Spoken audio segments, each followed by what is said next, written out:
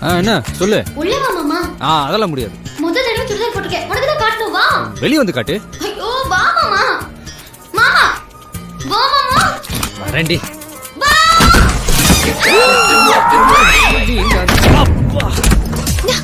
மாமா, என்ன கொஞ்சம் பாரு மாமா.